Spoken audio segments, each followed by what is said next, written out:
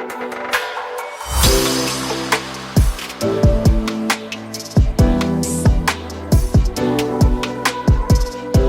think where being a female in tech really sort of resonates more is those times when you are at exhibitions, you are on a panel, and it's very apparent that you are the only female there. Very, very apparent. And it's more, I take pride in that. I want to champion it. I want to come back and next time see multiple females in the room and present and represented. So I think it's more of almost an observation as opposed to anybody ever showing any bias towards me because I am female. It's more sometimes I get male counterparts and clients that are shocked that I'm female in my role. Hello, and welcome to a special episode celebrating International Women's Day, where we delve into the world of tech and explore the journey of women in this field. I'm Mel, and joining me today we have Amy Young. Welcome, Amy. Hi, Mel. Thanks for having me. You're very welcome. Very welcome. It's great to have you. So you're a sales director at a leading data centre, Custodian. And today I think we just wanted to get you on and we'll discuss your experiences and any challenges, your triumphs, anything that you've encountered within the tech industry. So and the whole premise of it is really the aim to inspire inclusion amongst women in the tech industry. So welcome, and it's a pleasure to have you. So we start things off, so could you tell us a little bit about yourself and your role as sales director at Custodian? Yeah, sure. Again, echoing, thank you for having me. International Women's Day, what an amazing topic to cover. So as you mentioned, I'm Amy Young. I'm sales director and board member at Custodian Data Centre. I have been with the company for nearly 5 years now. We have experienced immense change and growth within that 5 years to be expected within the tech industry as a whole.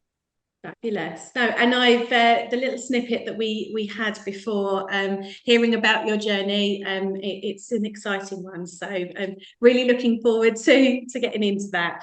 So what inspired you to pursue a career in tech, and particularly within the sales in a data center? Yeah, I'm not going to lie and say that I left education and was like, data centers is where I want to be. I'm yet to meet that person that's been their path.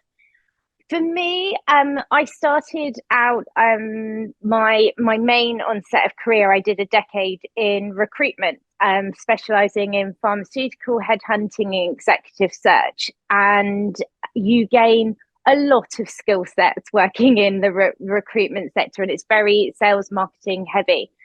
And I was looking for a new challenge, and I'd seen how tech had innovated that industry from how it had progressed and how it had enhanced the capabilities and the reach within that sector.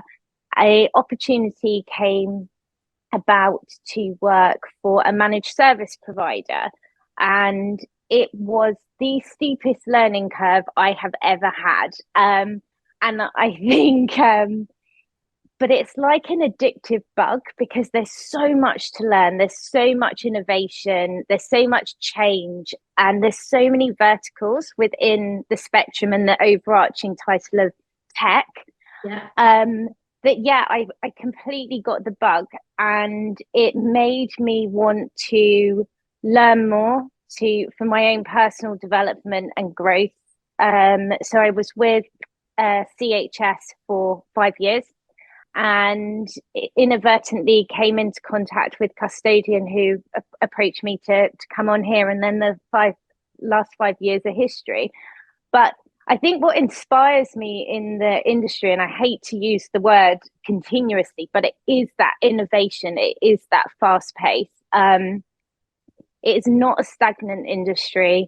It is you are never 100% on top of it, which from a sales and marketing perspective is always a fun challenge to have, and you're always looking to better. And it has boundless opportunities as well, which for me, if you can work in an environment and a space that has that as a foundation, it's an incredibly exciting place to work. Yeah, I completely echo that. It's there's never a dull moment, it would seem, No. in the tech industry. So, and it can be a good and a bad thing, but Yeah. certainly you can't say it's ever boring. So, well, No. you could, but it can. So have you encountered any significant challenges as a woman in tech? And if so, how did you overcome them? There is a huge amount of stigma and bias within the tech industry. I've never like openly had anybody call me out for being female. I've many a times been the only female in a room. That's quite a commonplace.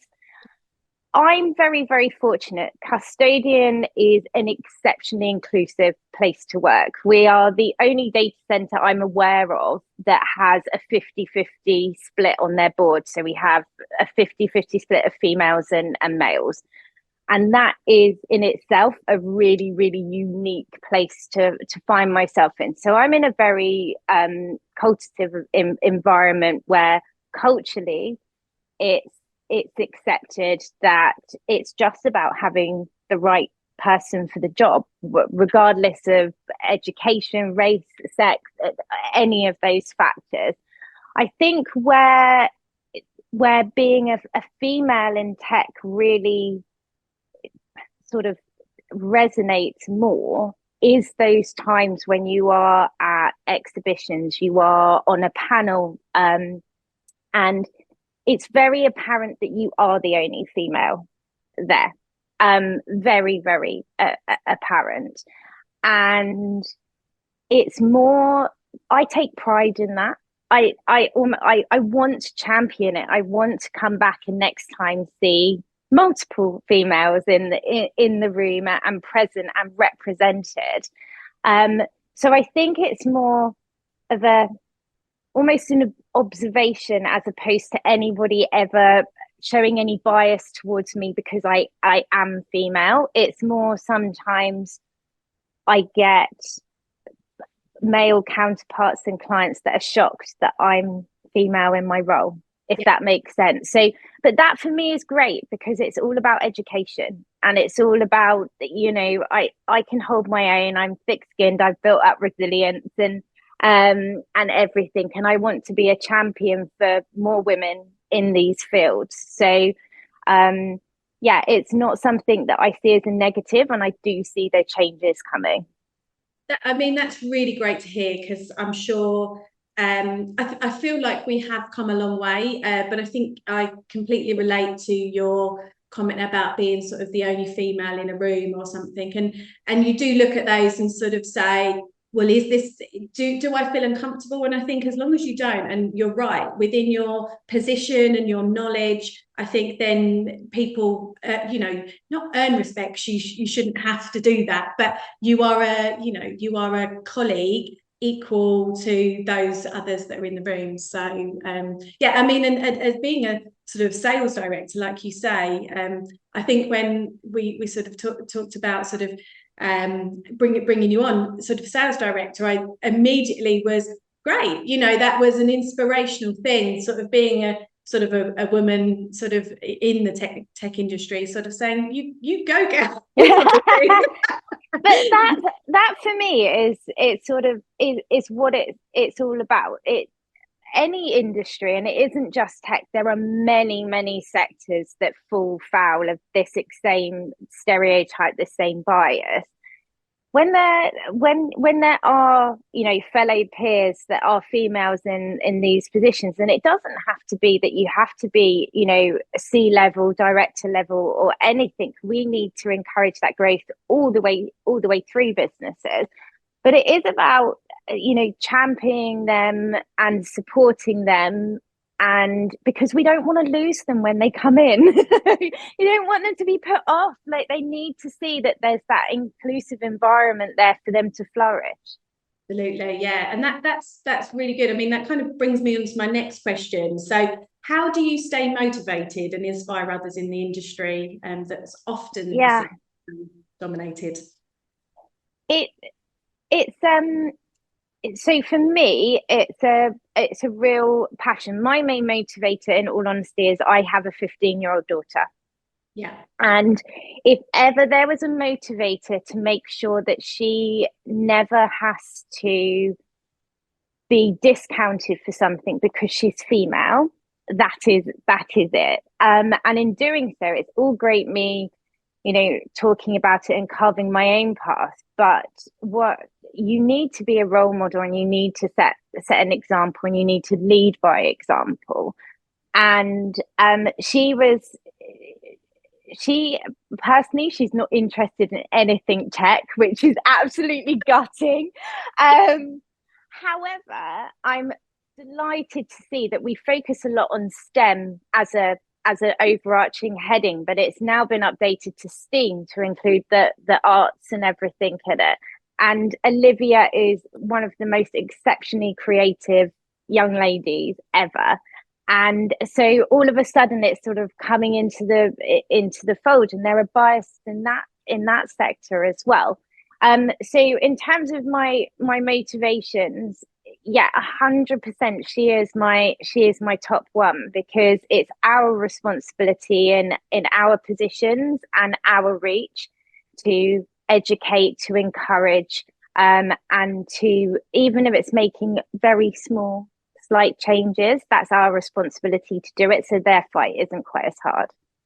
And that's amazing. I think one of my sort of questions when sort of seeing the level at which you'd got to, I sort of thought she can't have a family. Like I thought, what is your dynamic? And then we talk. So then my thought process went, well, not that you couldn't be a mum, yeah.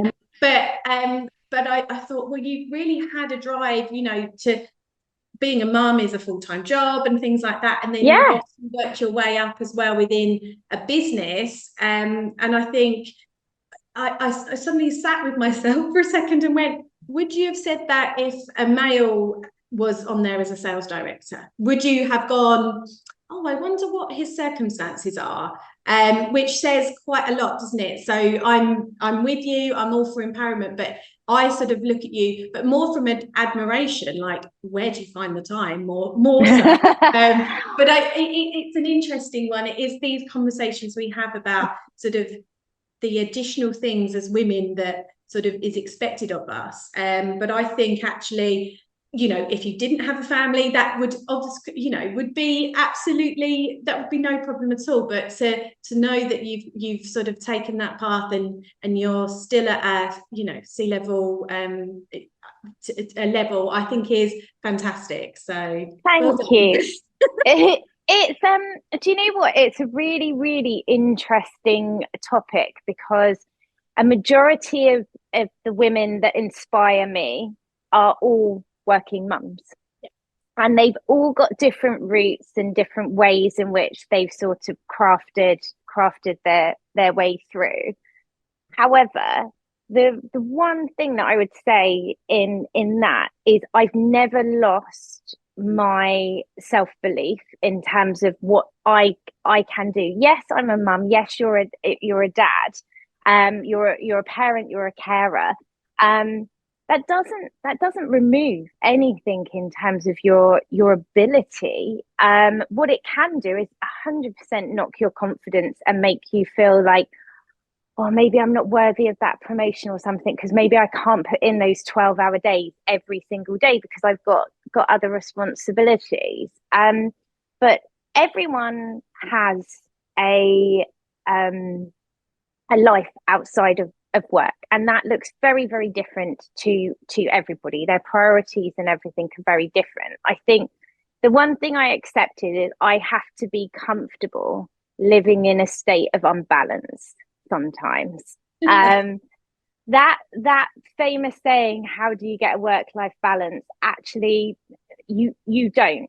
It's a seesaw, and you're literally tipping. And anybody who I know that is successful has that acceptance that something has to give, and sometimes it's not popular with either side. That could be work or at home, but you have to be comfortable living in that state of unbalance to continue to grow. It's the only way. Yeah. I love that, the seesaw effect. Feel that on a daily basis. It's you're off one, off being mum or whatever, then you're in work, and then you're making dinner or something. So it's there's always somebody always wants something of you.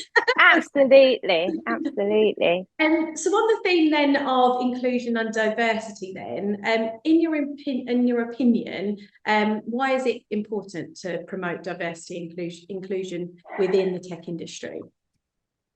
To have a truly inclusive and diverse environment that you work in, with people from different backgrounds, they bring different perspectives, different experiences, they've had different exposures. And I think it promotes that creativity and that innovation that is required in our industry. You cannot be stagnant. You cannot sit still. You've got to be pushing on, because there are 20 other competitors that are all doing the same. They're all looking to develop and to diverse.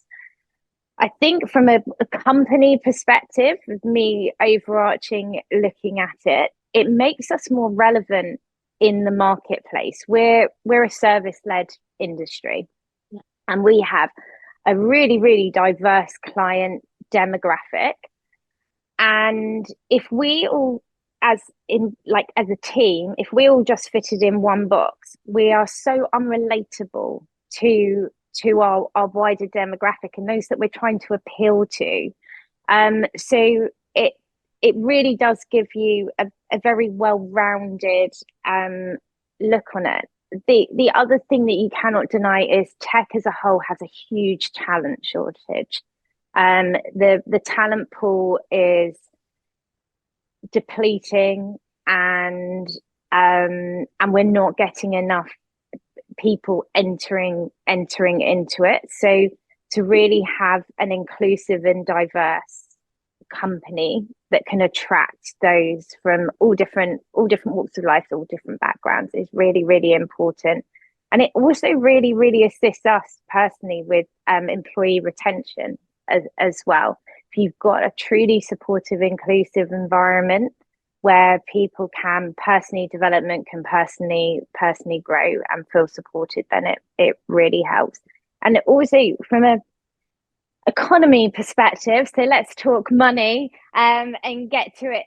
Studies genuinely show that companies who have a truly diverse workforce outperform those that don't. So those that just stick to, you fit in this box, this is what our culture is, in comparison to those that diversify and really look to bring in different veins, by far outperform. So there's a number of elements there.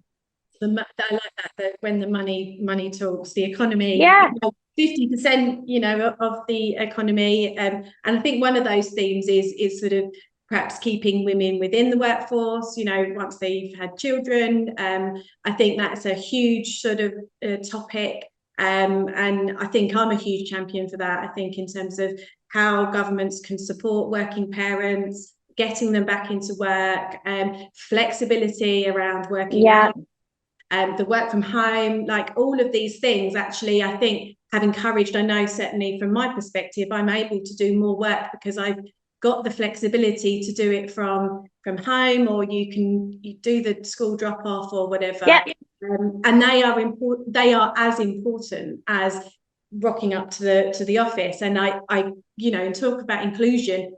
it is important to have to be within the workplace. I think it's difficult if you are sort of 100% remote, I would say. But certainly our setup here is that hybrid working really does fit that model, and that sort of for both both male and female, they have that flexibility.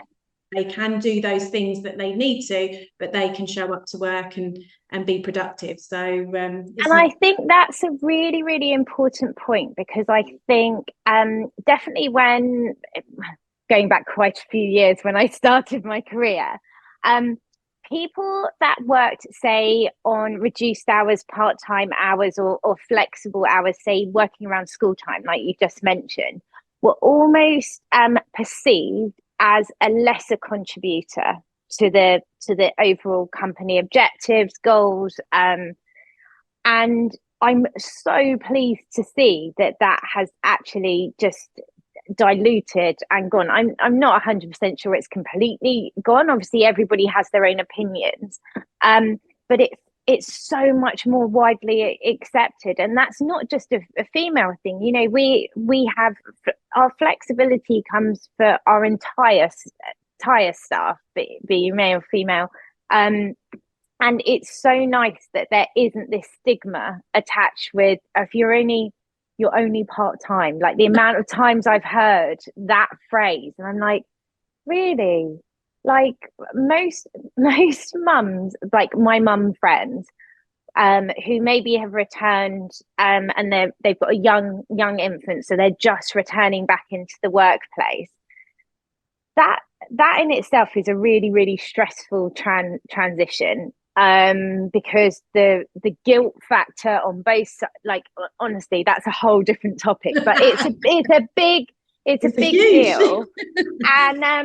And then most of them will hold their hands up and say, if they've come back 3 days a week, for example, they will still be doing a full-time job in those 3 days, because you beat yourself up about it, that you don't want to be devalued because you're not physically present during those other 2 days, because you have other responsibilities. And it's the same for men as well. We've got many of our guys in the office now, because of the wonderful changes in terms of parental leave, they're able to take on part of that maternity period or paternity period as well. And it's the same transition for them as well. But yeah, I'm so glad that stigma attached to, oh, you're just part-time has definitely gone. And I think you're right. I think that, but I think also the whole working from home, the flexibility actually helps that, because it isn't, like you say, it isn't typically prior to that. I think it would have been the part-time was generally for women doing that, you know, because they were, you know, like you say, being the caregiver. But I think that having that flexibility for the other, you know, other parents or whatever, grandparents as well, I think that's thing. I mean, you know, they say it takes a village, and I would certainly say in our circumstances, I wouldn't be working today if it wasn't for grandparents picking kids up from school or taking them to clubs. So, but equally, you know, the workforce is, you know, you've got the older generation as well, and to support that, I think is a huge thing as well, isn't it? Definitely. So, yeah, and age is another thing, isn't it, about sort of being inclusive, isn't it? So for sure. You mentioned a couple there, sort of in terms of things that you're currently doing to implement or to change the inclusive environment. Have you got some sort of other other ideas that you're doing or working on? Yeah, so I think it comes back to the whole talent acquisition, that attracting that right person. And I think you need to, so we have diverse hiring practices that we look to implement when we're bringing on anybody for any different department. That flexible working, which we definitely touched on. And the other thing is inclusive benefits. Now, this is a bit of a weird one, but so we're quite fortunate. Custodian has is very, very supportive. We have a great benefits package that comes with working here. But the reason that I say inclusive is because we make sure that we appeal to every demographic that we're trying to recruit. However, that package is available to everyone. So there are parts of our package that have zero interest to me whatsoever, but they have huge appeal to our technical team. So, for example, we offer actual colo space to our staff if you want to utilize that as part of the team. I have no interest in that whatsoever.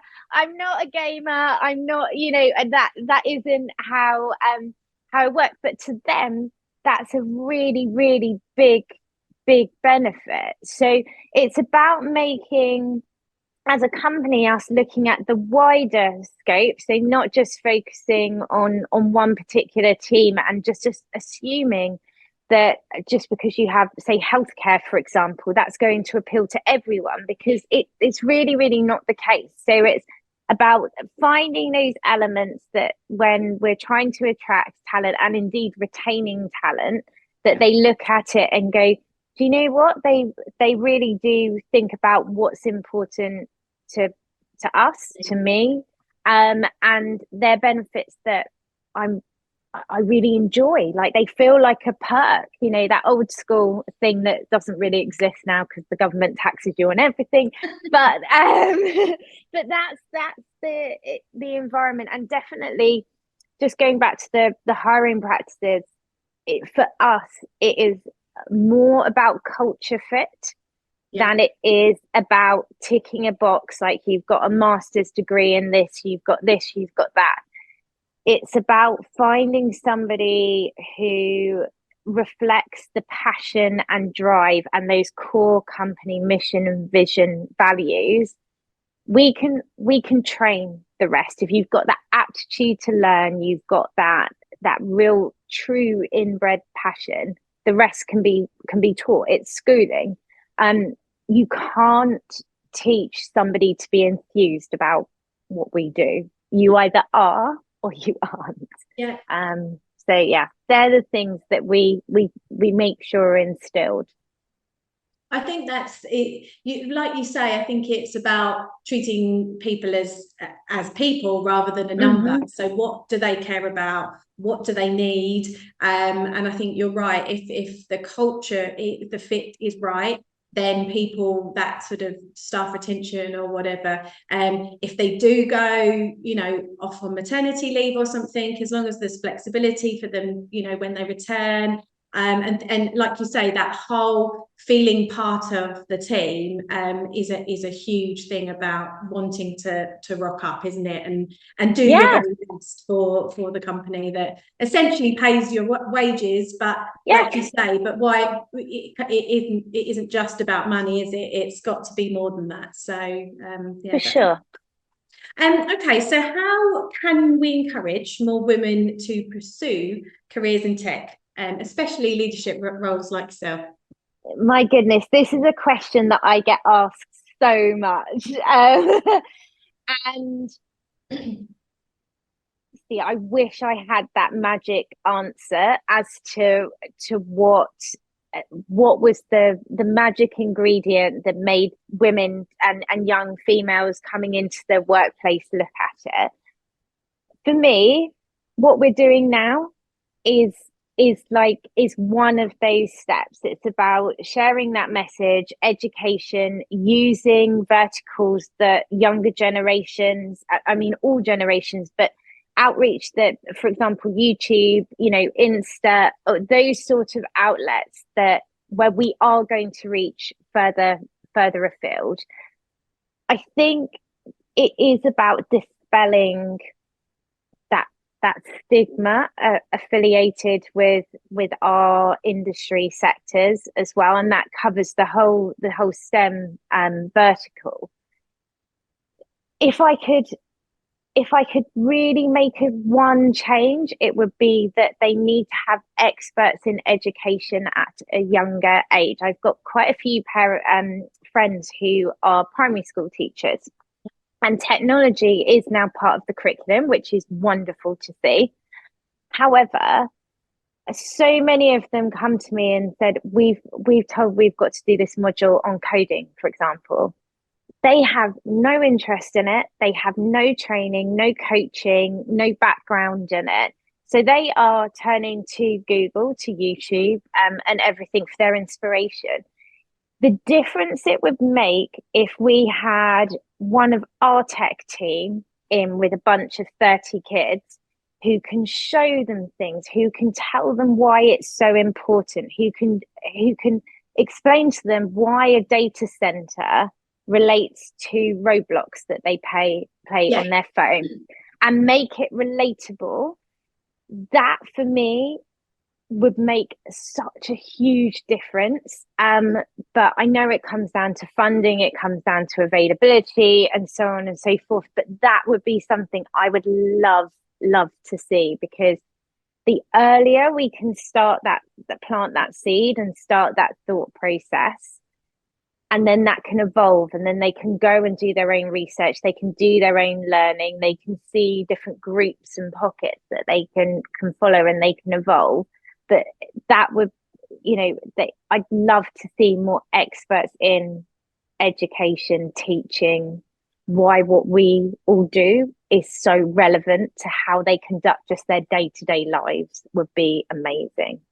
And I think I completely echo, education, I think, is, for me, you think when you go back to school, that what inspired you to take the journey that you did, or what you were interested in. And I was the kid, I wasn't the academic. I didn't like sort of writing essays and things like that. But actually what I loved doing was the sort of more hands-on. Technology was a GCSE I took, it was woodwork, and I think creating something, I think allowing people to know that they then can do something like that, and then they can go and develop a career on it in later life, because I don't think there was really sort of that for me. I remember I was sort of tried to go against the grain, and I thought, maybe I'll be a mechanic or something, I'll go and do something different. But I was put off by that because I was a female, and I knew that if I was going to college, I would have perhaps regretted that decision because of my environment. I think that is different now, which is fabulous, that we've obviously coming a long way. But yeah, certainly giving the younger generation access and sort of knowing how everything joins together. It still blows my mind that products that we create then go into something that go up into space or something, and I think that's mind-blowing, really. But it's those things that actually that would spark something, wouldn't it, for someone? For sure. Brilliant. So do you have any mentors or role models who have influenced your journey? I'm incredibly fortunate. I have a armory of incredibly strong, successful women, and so there isn't necessarily, I think there's a misconception with a mentor that it has to be one person and they're like your guru and your go-to. For me, I have got different friends that I lean into for different elements.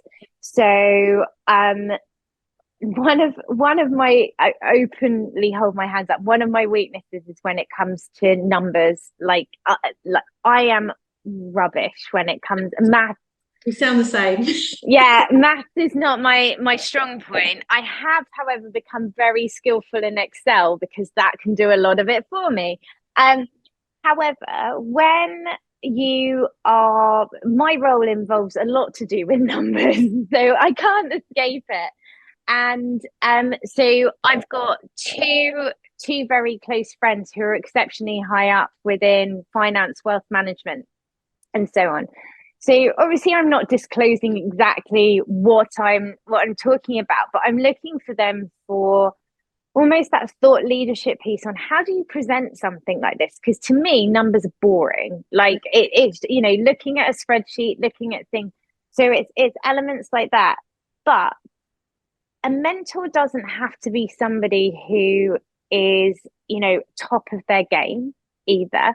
Some of my best learning that I do are just from my general teams that I work with. I learn so much, and in turn, they're mentoring me to be a better version of myself without realizing they're doing it. If that makes sense, there's huge lessons to be learned for, you know, whether it's you're delivering training and it's not it, you know, it hits the mark with 3 out of 4, but one of them's really not getting it, and it makes you question how you're delivering it, why. It's a lesson that I've learned along the way that is not everybody learns in the same way, not everybody absorbs information in the same way. So and that is still a form of mentoring. A mentor is not somebody who just says, right, this is your path, this is where you need to go, and these are the steps that you need to take it. A lot of the time it's a sparring partner, it's somebody to bounce ideas off of, it's somebody to possibly give you direction that you don't want to hear but you need to hear, as well. It's somebody to sometimes ground you and say, right, you are getting ahead of yourself, like come on, like rein it in a little bit. And it's a share of situational instances as well that can help you navigate certain things, you know, experiences. They've been there, they've done that, and this was the outcome because of this. So yeah, I find myself in a very, very fortunate position. I have some amazing females around me. The disappointing thing is if you are to Google inspirational women in tech, the first 6 to 10, basically the first page is articles that there are not enough women in tech. So I would love to see that change, because there are some phenomenal women doing amazing things. Google I just used as an example, but they have some phenomenal women at C-level. There's some absolutely superb TED Talks by them as well, where they talk about their experiences of being female in that scenario. One of my favorites is one of the directors basically is the only female in a room. So board meeting, she's one of 20 only females in the room. They break for coffee and restroom breaks, and she asked 3 of the gents in the meeting, where's the ladies' restroom? None of them knew. Okay. Because they are not used to having a female in that room. So there's so many, you can get mentorship and inspiration and guidance and everything from so many different pockets. But yeah, I find myself in a very fortunate position. I've got some amazing women around me. And I think for me, I think you're right. I think you hit the nail on the head. Like if I'm listening to a podcast or like you say, a TED Talk or something, it's so much more relatable having a female present it, to understand the unique challenges and complexities that you have as a female. And that's not doing the male population down. No. It's about that representation. So being able to identify with that person, connect with them, I think is a really important thing. And I know personally you are actually on a bit of a mission yourself, aren't you? You have your own podcast, which tell us a little bit more, because better come into Thanks. Yeah. So leading by example is something interestingly, one of my female friends said, Amy, you work in this industry, you've got this platform, and I hear you talk about it, but you're not putting anything out there. And I was like, yeah. So again, advice that maybe I didn't want to hear, but was spot on. So I actually spoke to my daughter, to Olivia, and I said, what platforms would you and your friends be interested in hearing about? And her response was, Mummy, I don't want to listen to your voice anymore anyway. Um, but when we got down to it, Instagram, TikTok, and Spotify or Apple Music, but basically podcasts were the three things. Now I know when I'm beat, I am not a TikToker. I am far too old personally for it. I think I would just embarrass myself for sure. But Instagram and podcasts, I was like, yeah, no, that's a platform that could work. And as I touched on before, I have got some amazing women behind me who have really carved out careers in exceptionally male orientated environments. So rather than just talking about it, I wanted to do something about it. So I've started up my own podcast called The Female Front, and it is very much that. It's about sharing their stories. It's really open and honest account. It's not censored in any shape or form, and it is sometimes the true grit that has gone into getting these amazing women where they are, but they've all got a completely different story and they've all got there in different ways. And so yeah, it was my time to really put that out there. And my overarching goal is to share these stories, because if it inspires one person and reaches them at that perfect point, then that's one better off that we are. I mean, that is fantastic. I think we've talked on this podcast about things that are available to women, and how can we reach more of them. And I think it's amazing you've gone and done your own little test and find out where those people you're trying to reach will be. And then, like you say, sharing stories. I mean, for me, they're far more engaging than just, a presentation about, why we're so great or whatever. Actually, to have those challenges, the pitfalls, things that to know that you don't have to be perfect. I think there's something about, being a perfect little girl or whatever. There was a sort of that feeling of you were seen and not heard and things like that. Yeah.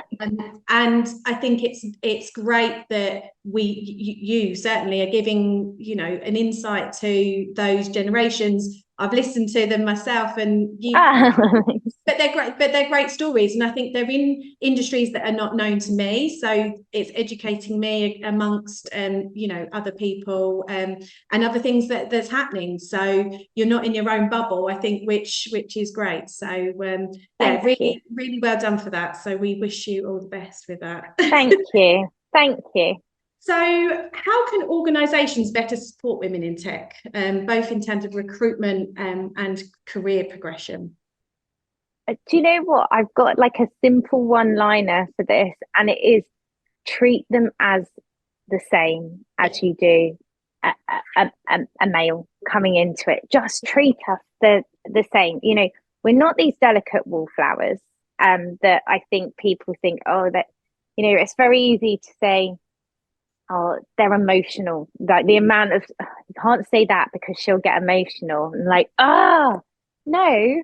Sometimes how we as individuals deliver our responses is different, but that can have many factors. I think as an organization, going back to obviously that diversity and inclusivity within the workplace, a supportive environment, but treat everyone as a human being. That's it. Like just we're not. It's not. We're not alien. Just and we don't want to have special treatment. I think that's the other thing, that there's this misconception that we should be treated any differently. Absolutely not. Like, if you want a true team environment, then everyone is on a level playing field. Everyone's treated the same. So that would be it. Right. No, that's really good. So just to conclude then, do you have any final thoughts or messages that you'd like to share with our listeners, especially on International Women's Day? Yeah, I think so. International Women's Day for me is a great one, particularly because my husband's response is, "When's International Men's Day?" We've got Um, time for some time. but for me, rather than, I think there's so much negativity relating to lack of women in certain sectors and everything. And for me, I'd rather focus on celebrating the achievements, the progress, and the recognition. Like we touched on some bits in our conversation today. There has been a lot of progression from, if you look back at the factual dates of when even I've shared something from my LinkedIn, I can't remember the exact date, but even when a female was only allowed to have their own bank account, like, there are so many great things that have happened, that those call for actions have been answered. And I think they deserve to be recognized for the progress that we have got. Have we got a long way to go? Absolutely, but we are definitely on that right trajectory now. We're not taking those back steps, and it's more about awareness and advocacy for what women can bring to a workforce as well. How that truly diverse skill set, those different viewpoints, can really empower a company to do amazing things. So I'd love it to be more about inspiration and empowerment than, we still haven't got this, and there's still only 7% of women in these sectors. At least there's 7%, because there was a time when there was zero. So how about let's celebrate that percentage, and let's hope next year it's up to 10, 12, 14, and we'll go from there. No, it sounds great. And I think, that women in leadership roles like yourself, that will then filter down, won't it? Yeah. I think that's it. So, they will be able to go into the workplace, whether it be their first job or whatever, and they'll be able to say, do you know what? One day I aspire to be there or whatever. And I can do it because someone's paved that path before me, and it doesn't seem as scary, or as such a big challenge. So no, really wonderful advice, thank you very much.